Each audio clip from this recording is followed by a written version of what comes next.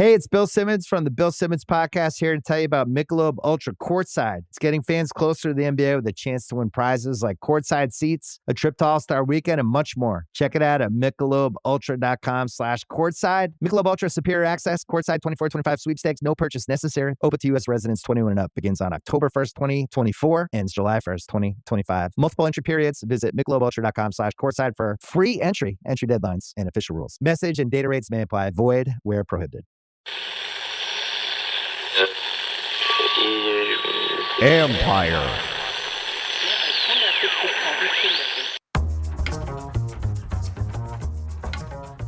Hey babies, hey babies, hey babies.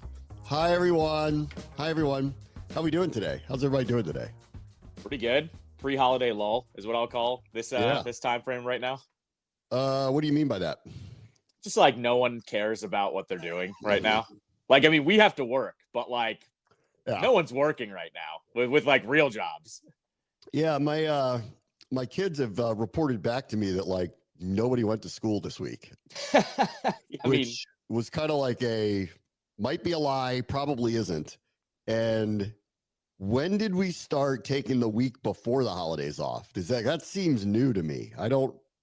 I remember people being lazy and not wanting to do anything, but I don't remember people not showing up, which is because I'll tell you what, like the traffic yesterday told me nobody's here either.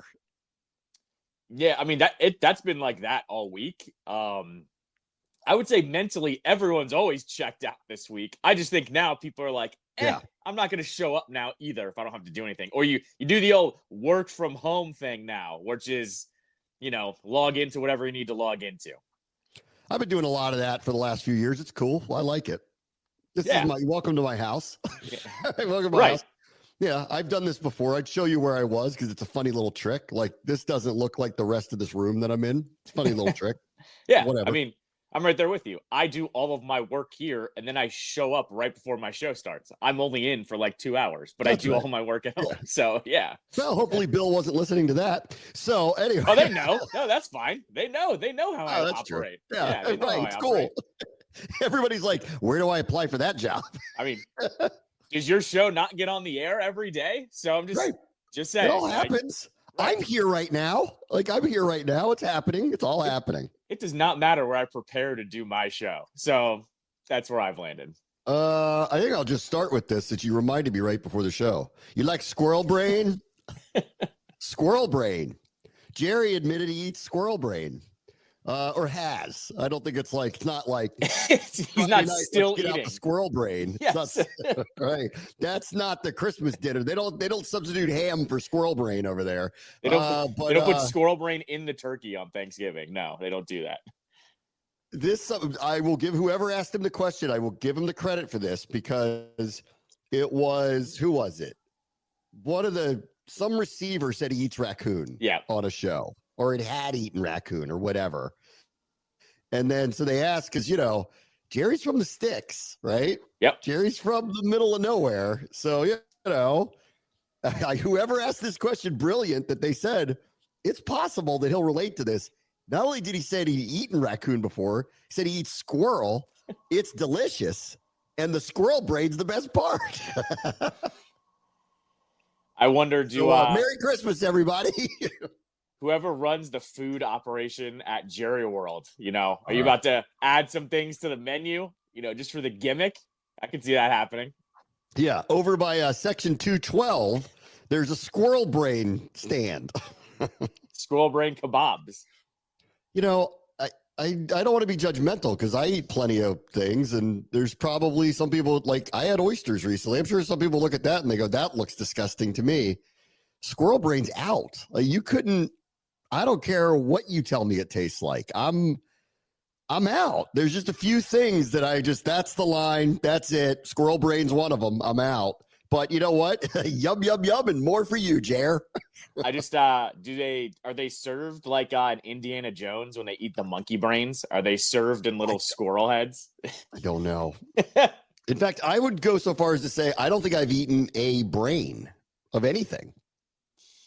I don't think I have either. No, I've eaten like just about everything else. I did do the not this past weekend, but I have in the past when in New Orleans did the whole suck the head out crawfish thing that you're supposed to do. Yeah. I guess there's a brain in there. Like, I don't know. It's definitely not a great brain if it's in there, but so that's possible. I ate that brain. Have you done sweetbreads before? The intestines? That's great. No. Well, it's great.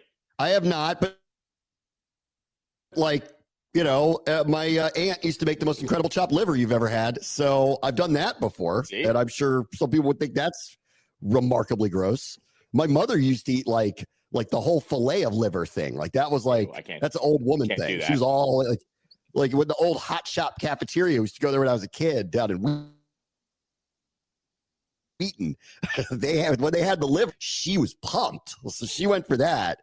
So I've only chopped liver. That's kind of gross, right? That's disgusting. That's more normal though. Like that is on every senior menu in America, I feel like.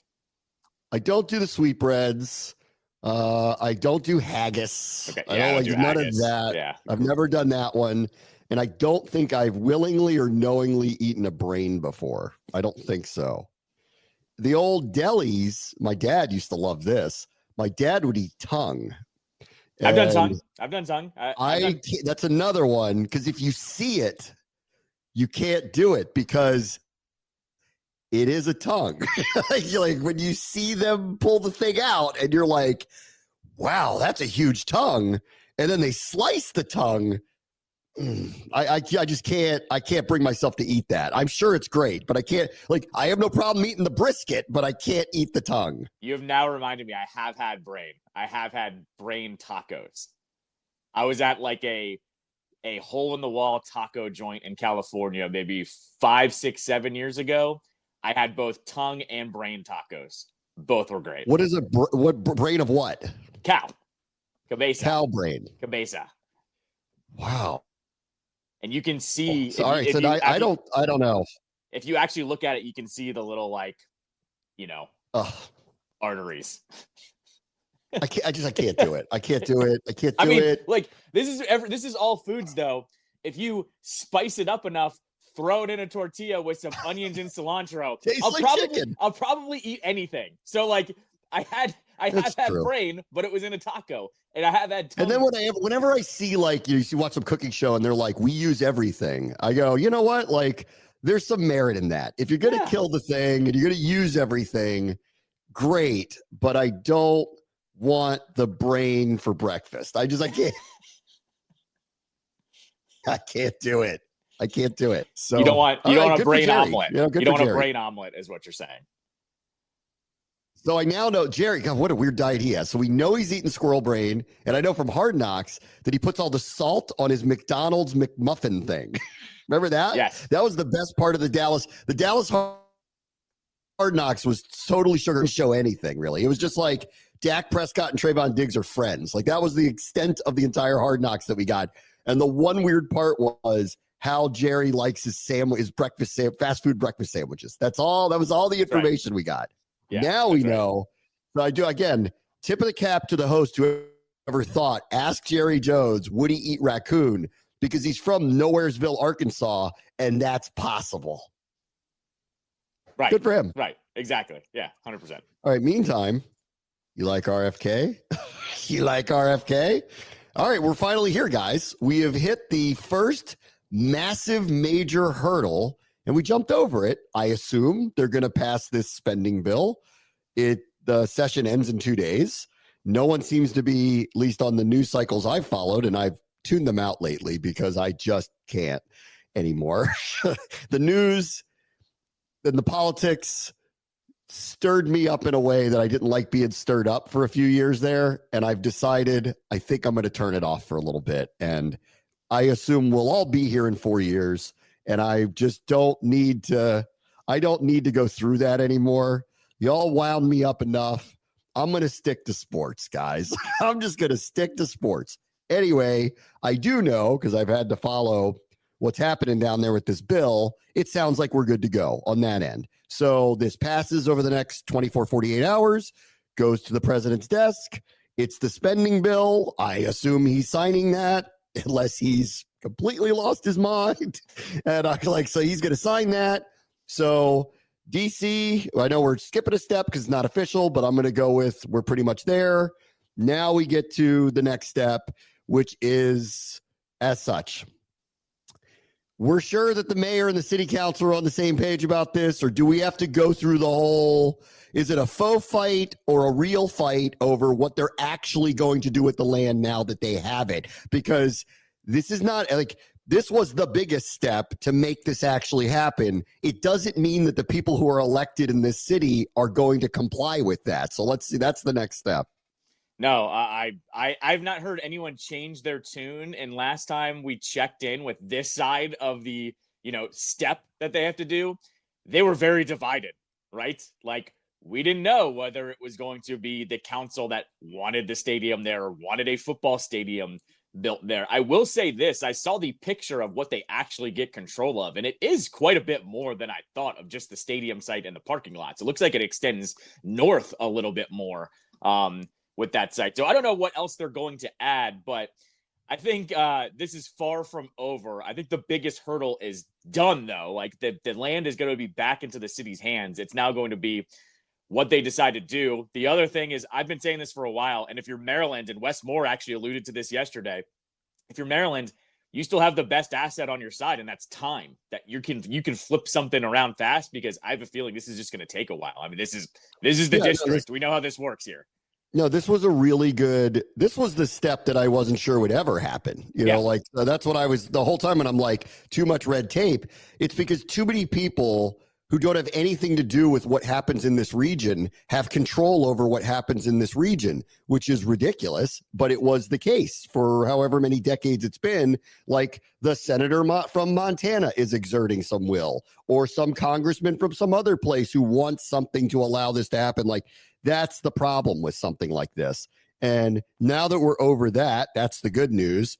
Now the DC elected officials get to fight over the whole thing. I still believe that this is happening on behalf of the NFL, and that the NFL is going to get their way, and that Roger Goodell this is where it changed for me. When he got personally involved in the whole thing, that's where it changed. Like all along it was, yeah, we'd love to have this, but the NFL wasn't putting their weight behind it to make it happen, which is actually quite interesting that Goodell didn't do it while Snyder was the owner, but he did do it the second the ownership changed was the first time that he put his hand up and said, you know what? I have great memories of that. I'd like that to happen again. We'd like to have a hub inside Washington, D.C.'s border with the beautiful flybys and the monuments and all of that stuff. So now, once that happened, I figured, well, it's got more than better than a 50-50 chance. I always thought this is a 30% thing. Who would they have to pay off to make this happen and get it in front of them? Now that the power of the NFL is there, that's step one. So we pushed that through, and I think Goodell and the ownership group had a lot to do with that. Step two now is, what is the NFL offering the city council? Because the mayor wants it, obviously. So what are they offering the city council? What are the inducements, or maybe what are they telling them economically? How would it be better than, I don't know, getting a Super Bowl? Then whatever else you're going to put there, you've lost out on a number of the Eras Tour, all these other types of major things that occur. That stadium will be a hub for all of that as well. I found it interesting when Magic Johnson became part of the Spirit ownership group, because all of a sudden it felt like, oh, it might be a home for one of the fastest growing leagues in the country as well, where the Spirit could play many, if not most of their home matches there. Probably have to work with the Commanders to.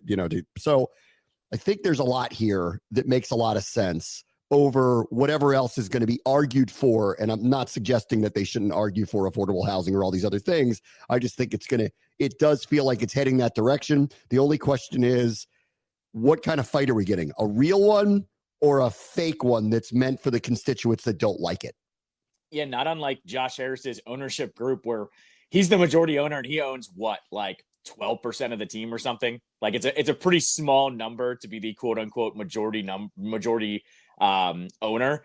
I think this is what's going to get this stadium built. And that's why I'm with you. I keep bringing up the Michelle Kang part of this with the Spirit. Like, if this, stadium gets built, the question is going to be, what else can you guarantee? Because that's where Ted actually had a good point with the Capitals and the Wizards. He's going, I got 41 games for the hockey team, 41 games for the basketball team, no matter what happens. That's 82 nights a year that I'm filled, not including concerts, whatever.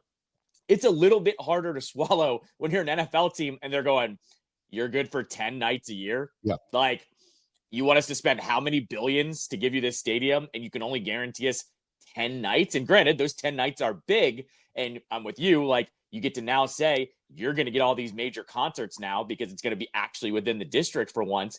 That's a slight argument, but they're going, okay, cool. You're going to get us 15 major concerts, maybe, like that's even a high number. I feel like in today's day and age, this is going to be where they get it over the finish line. It's, do the spirits of the world come along and say, we'll fill it for 16, matches, or fill the lower bowl for 16 matches, or have our own little stadium on the side or something like that.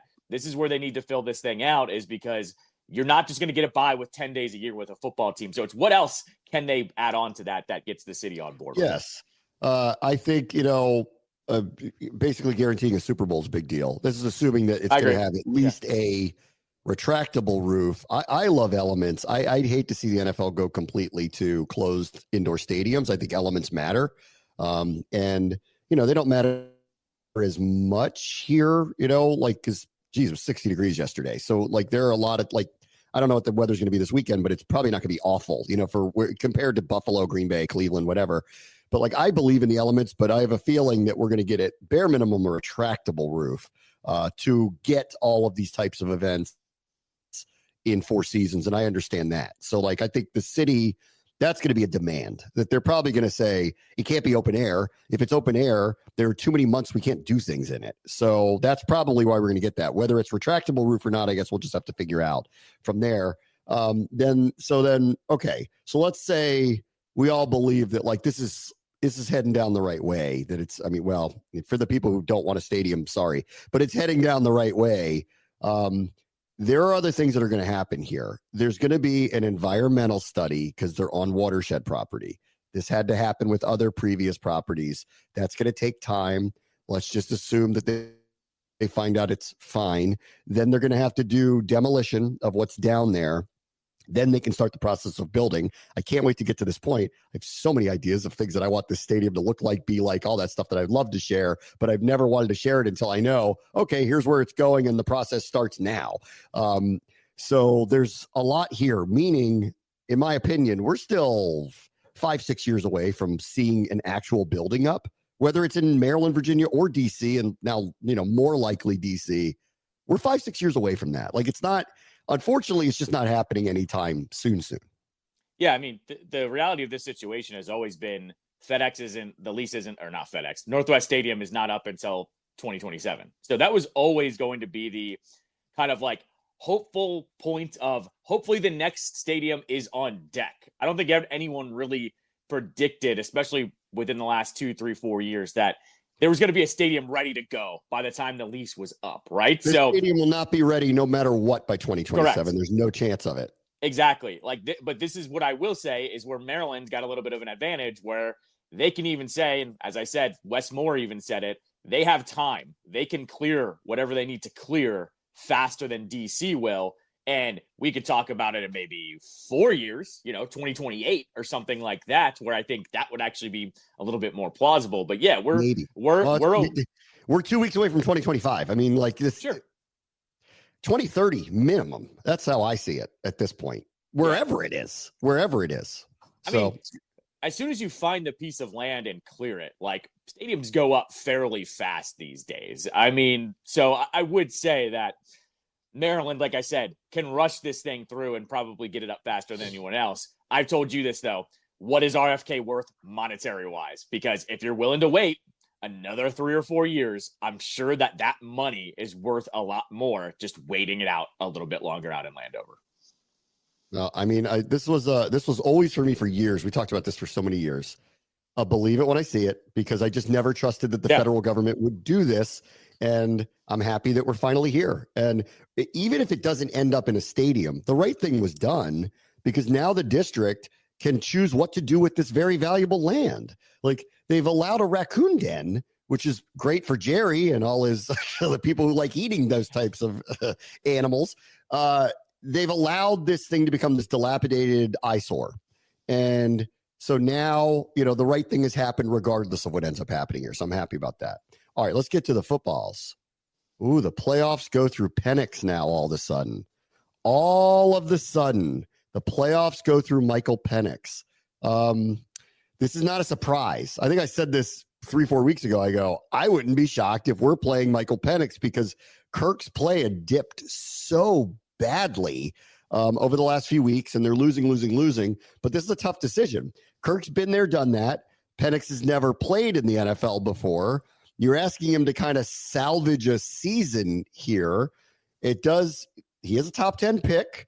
They're putting a lot of, it's probably going to give this team a lot of juice this week, which for our purposes, I don't know. Kirk dying on the vine felt better for Washington's chances to get to the playoffs than throwing Penix in there and it being just an unknown. I'm not flipped out about it. The guy hasn't played yet. So this might not be that great of a thing in the short term for them, but it might be a lot better than what was going on for them. And it's obviously completely changed that game in a week and a half against Atlanta.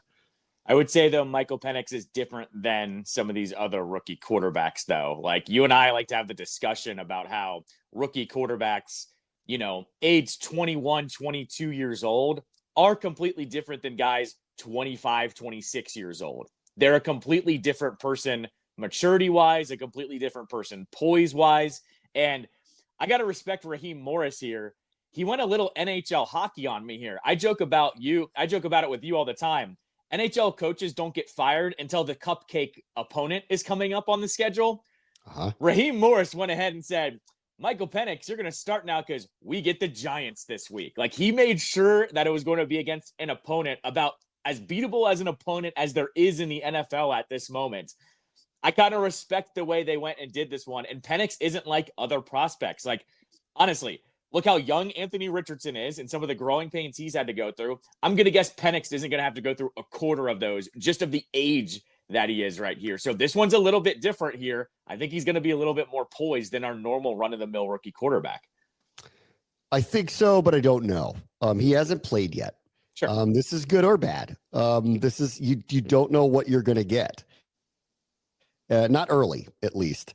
And, there's a lot of pressure. He's got to win. Like, if they somehow lose this week, then it gets flipped around. Yeah. I wouldn't expect that, but it's not like that whole team is playing well. This isn't all Kirk's fault. Like, that's not it. He hasn't played well, but it's not all his fault. But they're taking a shot here. I guess they feel like they've kind of got to do this. I'm going to talk about Kirk's future in a minute because by doing this, you're basically saying he's done. But the second you drafted Penix in the first place, it was already in the air that this was going to happen at some point in time. I agree with you. Maybe they waited a week too long. I mean, they won anyway the other night, but they could have started him against the Raiders too. But they got through that one. They're lucky they got through that one to get to this point. I was talking about this a couple of weeks ago. The two nightmare scenarios, one of them isn't going to play out. Like, if Seattle and the Rams both won out before they played each other, that was going to be a problem. That meant we had to get to 11 for sure to make the playoffs. That's not going to happen now. And the other one was go look at the NFC South schedules. Like Atlanta, yeah, they look terrible right now, but go look who they're playing down the stretch. All of a sudden, they're an upset over us away from putting us in a really perilous position, assuming that Tampa doesn't lose their easy games down the road. So nothing's going to come easy. It's amazing. This team may end up 10-7. It may not be enough. I mean, that's the most amazing part of it. That win last week, though, gives us the shot at 11, which will get us in. So I'm not scared, but this is definitely flipped the narrative of it and has made this game Sunday. Trust me, NBC's pumped now that they flex this thing. They got massive storylines out of this whole thing. I think that this was looking like they should do it because they both could be in the playoffs and that's better than what they had. But it felt like a Left 4 Dead situation with Atlanta. Now they got life and storylines. It's going to be an interesting one. I mean, I think they already had the storylines. They just shift a little bit. Like, you were going to get Dan Quinn against his old team. You were going to get Kirk against his old team. You're going to get Kirk in prime time against his old team where he couldn't get it done. Like, they already had some pretty good storylines. Now, though, it's that do or die mentality of starting another rookie quarterback, which has been a very good rookie class, by the way, up and down. Does he live up to the hype that all the other rookie quarterbacks go with? So, no, I just think the storylines shifted here a little bit. What I will say is, they are playing the Eagles this weekend, and the game doesn't mean anything because we're still talking about next week, against the Falcons. I did it yesterday too, but the ramifications of this weekend do not nearly live up to what they're going to be next week. They don't, with this one exception. If Washington wins, they put a chokehold on everybody. Yeah, right.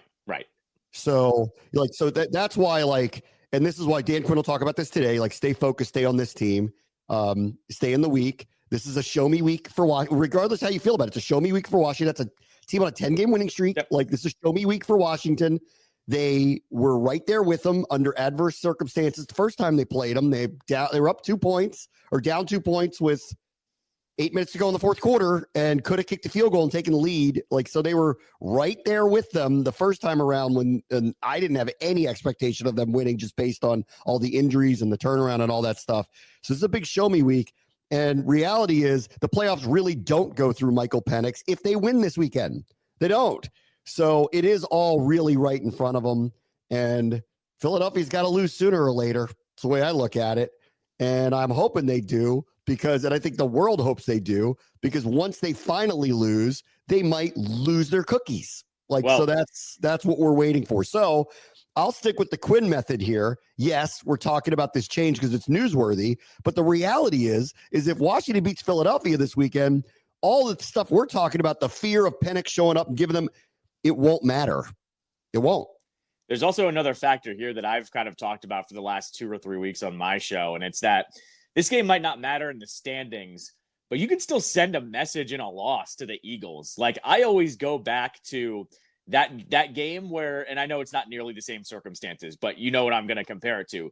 When the Giants and the Patriots played the year that the Patriots went undefeated and then they played each other in the Super Bowl. Remember they played each other in week 17 and the Giants scared them, got the game all the way down to the wire. And it was oh, okay, if these two teams meet in the Super Bowl, let's see what happens. If Washington takes it to them, let's just say they have a really physical game and they're knocking the crap out of them on Sunday. And that game ends 23-20, Eagles win, but the Eagles walk away from it going, that was a dogfight. They're not going to want to see Washington in the playoffs. So I will say this means something where they could see each other literally 4 weeks from now or 3 weeks from now. And I do think there is a little something here to send them a message, whether you win or you lose on Sunday. Well, it's almost a certainty that they will play them in 4 weeks if they beat them. Yeah, that absolutely. will knock them essentially, because it's either going to be Detroit or Minnesota that ends up with the 1 seed at that point. Now, it does open, if Washington does win this week, it does open the door for running the table, getting to 12, and then at that point being the 6 seed and not actually being the 7 seed. But in all likelihood, if they beat, maybe not. But if they beat Philadelphia, they take one ding down the road, then all of a sudden they're playing them again. So, and I agree with you. You don't want to play your division teams in the playoffs. It's not good, especially they're freaked by Jaden Daniels. Everybody really should be, but they are. They know we have the best quarterback in the division. They're aware of it. And so there's a lot here. I agree. We need to focus on this week because there's a lot really here, but the Penix news, which wasn't surprising, does really change everything about that game in a couple of weeks. The other factor here too is and you know how this works in sports, even if they beat Washington on Sunday, which we think they do, and then they play each other in the playoffs again, you know how math works, man. Beating the same team 3 times in a season is a little bit off. I know it's going to be the playoffs, but then beating that guy 3 times, I'm just saying, I like the chances of winning one of those matchups. That's all I'm getting at. All I'm getting at is if we lose this weekend and then play Philadelphia in the playoffs and we beat them in the playoffs, I am asking for armed security getting out of that place. I'm telling you now. Hopefully they don't mistake you for Sirianni. That's because that's who they really want. That's who they really want. That might be worse. Exactly. Might be worse. We got Sirianni. They called WIP. We have him hostage. I'm not him. I'm Jewish, not Italian, guys. Yeah, calm down. I'm not him. And I hate you guys for thinking this. He's not a good looking. Why do you think I look like him? Facts. Anyway, be right back. Bram wants to show you ESPN 630 Sports Capital.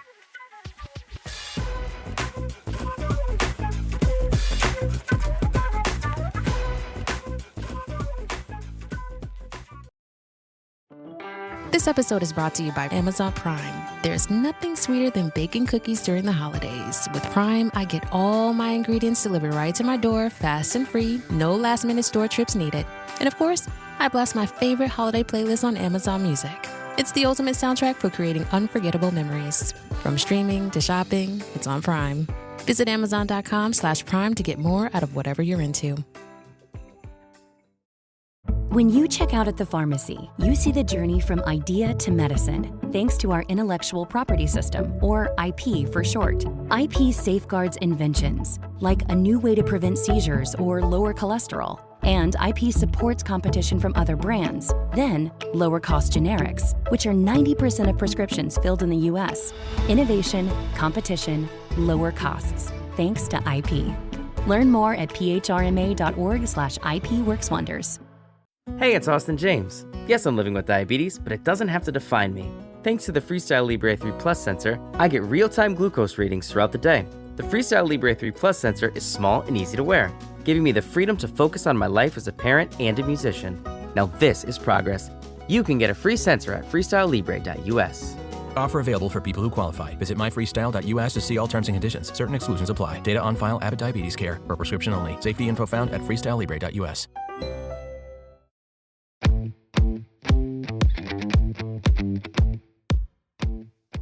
All right, welcome back. Penix in, Kirk out. Where does Kirk go? He's getting traded. No doubt about it. They're not keeping whatever that guarantee is. I think it's like $27 million guaranteed. And at $27 million guaranteed, that's a very tradable contract, all of a sudden. And so he'll be playing next year, just not in Atlanta. That didn't work out. Boy, Minnesota looks like brilliant here, getting away from him and going with Darnold, who's having, God, if he got MVP votes, I wouldn't be surprised after the season he's had up there. That one really worked out, and they're paying him nothing, to have that. Not, it won't be anymore, but like they're paying him nothing. Where's Kirk going to go? Kirk's going to go to whatever team loses out on Shedeur Sanders. And because let's see, the Raiders and Giants both currently have very high draft picks. Yep. They're both going to take quarterbacks, Cam Ward and Shedeur Sanders. Like that's done. Like that's going to happen.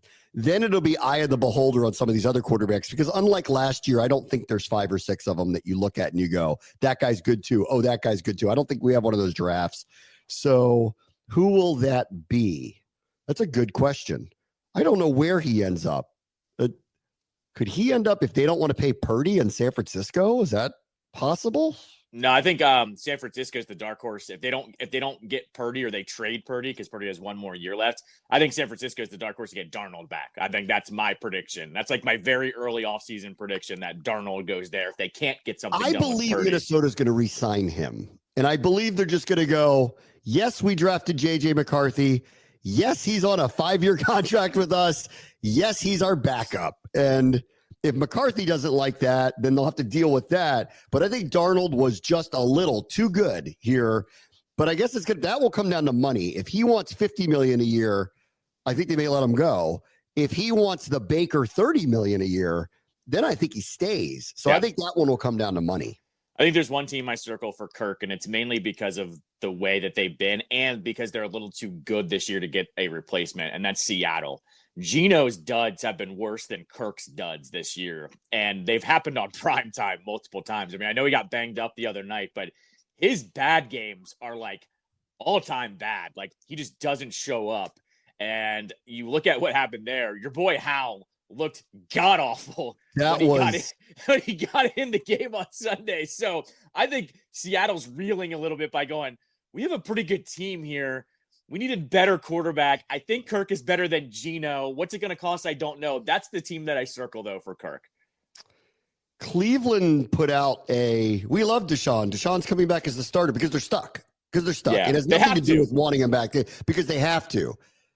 If they could figure a way to weasel their way out of that contract, I think Cleveland would be a spot. potentially for him. I think that's but they have to get, because they can't pay him $30 million and Deshaun $800 million or whatever they're paying him right now. They're stuck with him. But I loved that statement. It was a hostage statement. We like Deshaun. Deshaun had bad circumstances this year. When he gets another chance, we're like, guy, we're not stupid. Like, none of us are stupid here. You're stuck with him for at least one more year. And then I guess they can eat it on the last year and just take the dead money on him and move away from it. But they can't do it for 2 years. So whatever. Turned out to be a terrible, terrible trade. It's hindered them. So it's probably not them, but I think they would be a candidate if he were available. It's hard to picture who it would be. There's not a lot of options for him, I don't think. Like, if teams are going to want the $30 million a year quarterback that's good, not great, aging now, it is now coming off a bad season. Right. The other factor here is who has the shock of somebody retiring or cutting someone, right? Like, I think a way dark horse would be like the Rams, right? Like, if Stafford decides to hang it up and McVay goes, okay, I need to get somebody in here to keep the ship afloat before we can address it.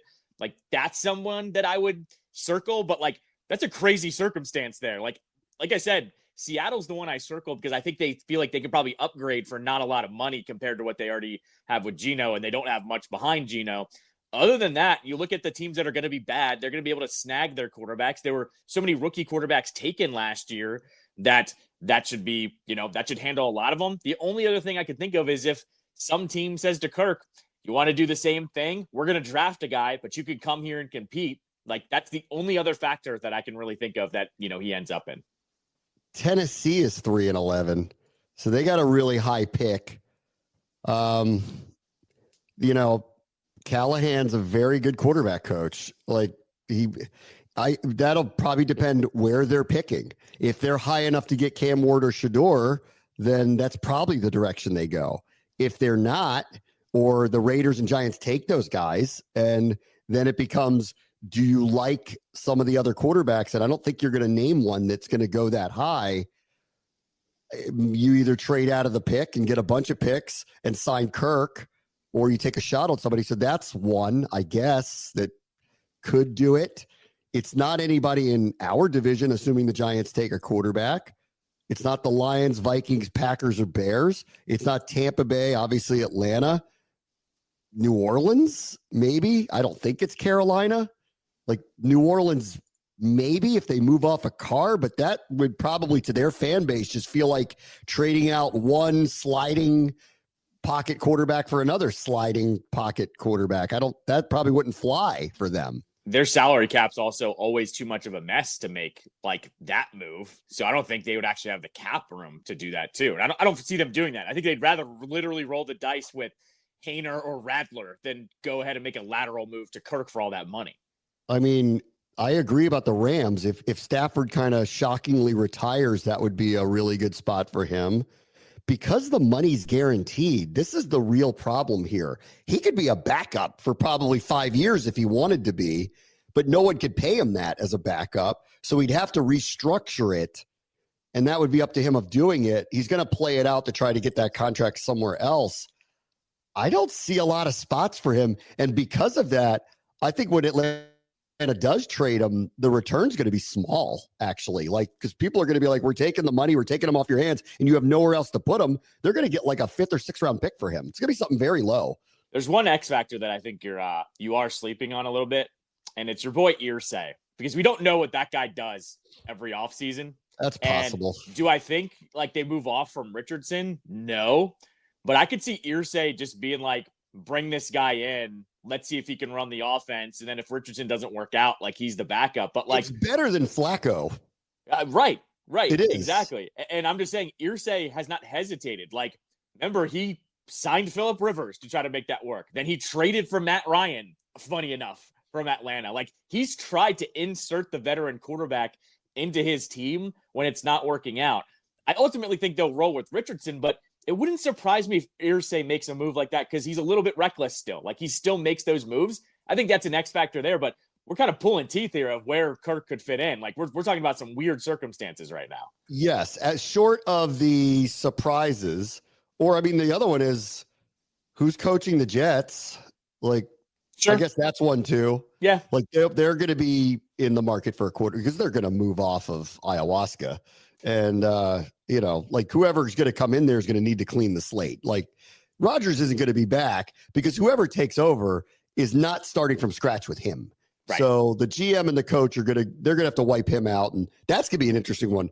Where does he go?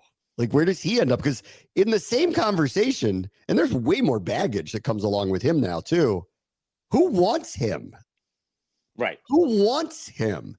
And if like Kirk is like, say whatever you want about him, you're not going to have him on McAfee every week, calling out Ryan Clark as a weirdo vax person. You're not going to get that. So, Kirk's going to go sit by the fire with his kids and make s'mores. That's what he's doing with his off time. So I don't know. If Kirk's having a hard time, Rodgers is really going to have a hard time. I think if he wants to play, there will be a spot for him, but we can go through this with him too and go, show me exactly where you think he's going to end up. And there's not many options, really. I will say there's a little bit of a different feel with Rodgers, though. Like if Darnold is going to cost you $35 million, but Rodgers costs you $45 to $50 million, and you think the fit's going to be good, who do you think is going to give you a better chance to win a Super Bowl next year? So that's the one where New Orleans, I would say to them, okay, like you're not going to get one of these young quarterbacks. You don't buy the young guys you currently have. It ain't Carr, but like when we played them last week, the reason why I assumed we'd win, they actually have really good skill position people. They're all hurt. All of them. They're all hurt. Olave's awesome. Shaheed's awesome. Awesome speed. Hill is great as a gadget player. That might be the spot for Rodgers. Like that might truly be the spot because they have really, really, really good skill position players. Their defense isn't bad across the board. They have a good roster on that team. That could be the spot for him. And he can go there. You could be as weird as you want in New Orleans. As you want. I mean, my dream scenario is that he does go full Brett Favre and the Vikings sign him instead of Darnold. Like imagine imagine if that happens. No, you know what? Like I think in the end, I actually think Kevin O'Connell should probably get Coach of the Year for the record that they have, because who thought that was happening? I mean, come on, sure. Like that's ridiculous. Like they're having an unbelievably great season that might end up in the 1 seed now because of Detroit's injuries. It might end up in the 1 seed. Like, I don't know. Like, I don't think he would want, even if he likes the talent, he's not taking something like that on. It's going to just completely implode what is obviously a very good locker room right now. So they won't go that direction. But New Orleans, I could see that one, that New Orleans, if they can't get somebody else and they go, all right, let's take a shot with this guy for a year. Let's take a shot. Also, in the same light of Tepper, or in the same light of Irsay, don't rule Tepper out either. Like if he wants to do some crazy thing down there in Carolina and goes after either one of those guys, Kirk or Rodgers, because he feels like he needs to get a quarterback. Like this is what's crazy is ownership is probably going to be what determines where these two guys go, because they're going to decide, I need a new quarterback, and they're going to be one of the options that they go with there. I wouldn't rule it out with Tepper either. Does he want to go there? I don't think so. But if he's the only guy paying him $50 million, I'm sure he will. Yeah, it's possible. All right, be right back. Brad What's the Show is at 6:30, the Sports Capital.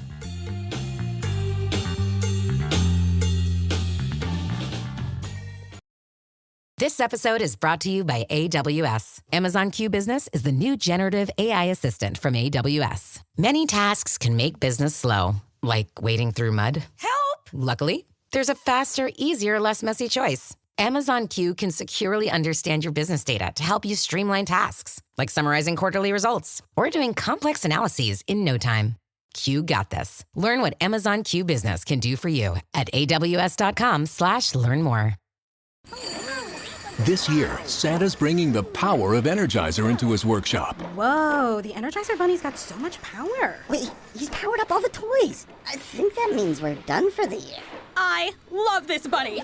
He's the hardest working helper the North Pole has ever seen. And he wants all your gifts to have the power of the #1 longest lasting AA battery. So this holiday season, stock up on Santa's and the elves' favorite battery, Energizer Ultimate Lithium. With Uber Reserve, good things come to those who plan ahead. Family vacay? Reserve your ride as soon as you book your flights. To all the planners, now you can reserve your Uber ride up to 90 days in advance. See Uber app for details. All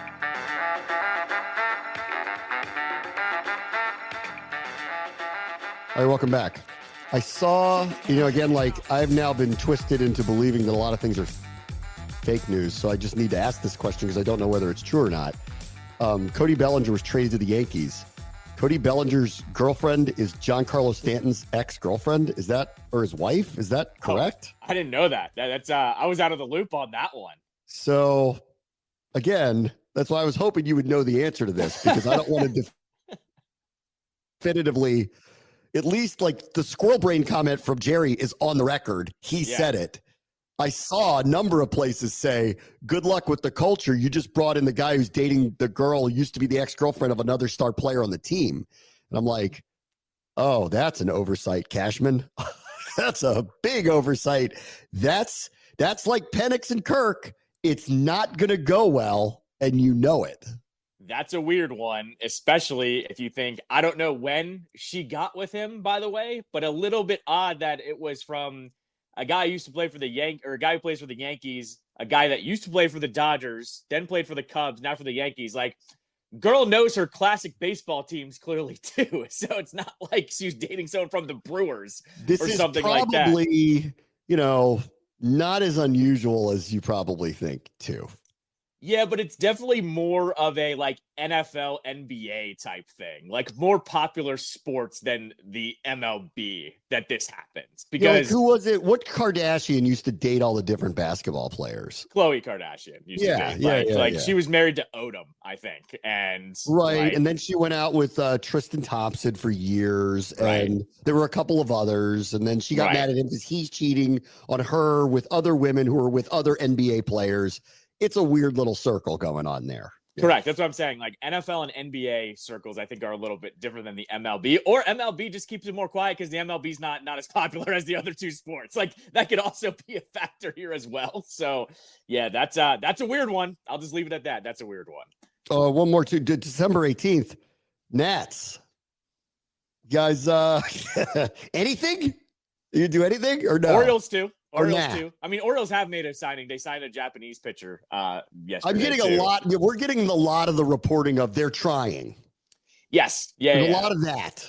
Yeah. They're trying. It's just not working yet. They signed this like 32, 33-year-old reliever from the Japanese baseball league that had like a 1.3 ERA, walked like 8 batters the entire season. So I'm like, okay, like you're doing a little bit of you're doing a little bit of the old A's move. Like you're kind of looking under the carpet of who we can sign that's a little under the radar. I'm okay with that one. But yeah, with the Nats. I heard Boris too. I heard Boris say that the ownership wants and is talking to him already about his star players. So that's good. That's good to me. Like, sounds like they're in the game. They haven't closed any deals. The Nats, they're like all gas, no brakes, but they're not doing literally anything.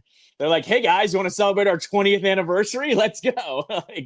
That's all they're doing. They might as well do interviews about eating squirrel brains right now because I don't know what they're talking about. I mean, I'd talk about that if that was coming out, but they're not even doing that. So, last thing. Whoa. We haven't had one of these in a while with the Capitals. Back-to-back losses on the road. Stars who are really good. Yeah. Blackhawks who aren't. It is back-to-back nights, though. So what's up? A little rough start here to the week. This is a tough road trip to begin with Dallas. I've been on Dallas for the last couple of years. I really like their goaltender, Jake Ottinger. I think he's one of the best goalies in the league. And I wasn't surprised they lost that one 3-1. Then they had some travel issues Monday night into yesterday where they were supposed to leave Dallas, go to Chicago. Something happened with their plane. They had to file into a new hotel, fly to Chicago at like noon yesterday. I thought just off of back-to-backs alone, it was going to be a rough type of game. It's how they lost this one, though. Going up 2-0, not being able to score in the second period to add to your lead, and then giving up 3 straight third-period goals to that team that doesn't have a lot of scoring, that is not good. The Blackhawks are the second worst team in the Western Conference. They're not a good team. Connor Bedard last night, by the way, like, got a good look at him. that kid is still trying to figure out how to play hockey a little bit. So it's not like it's not like he's this dynamic player. Like, he had one where he should have shot it and tried to score, but instead he was trying to facilitate. He's still trying to figure it out there. I think he'll still be good. But they don't have like a superstar on that team. And you could just tell in the third period, this team didn't have a lot left in them. But I will say they haven't had a lot of these back-to-backs. You kind of try to figure it out against Chicago. So a disappointing way that they lost. No panic, though. They won 10 straight road games. They've lost 2 in a row now. Like, they're still doing pretty damn good on the road. I think Chicago will go down as the current major cursed town if Bedard and Caleb Williams both turn out to be not great. I'd agree with you on that. Bedard, like, those are surefire, can't miss. Both are going to be great. How great? I don't know, but great. And with hockey, you see this a lot. Like, you can tell who the generational talents are going to be very fast in this sport. It has to be consistent over those first 3 to 5 years, though. And from what I saw last night, and I'm judging off one game, Bedard's got some work to do. I think he can still do it, but there's a little bit of work to be done for him, for me. All right. I will see y'all tomorrow. Ray Boston Show, ESPN 630 Sports Capital.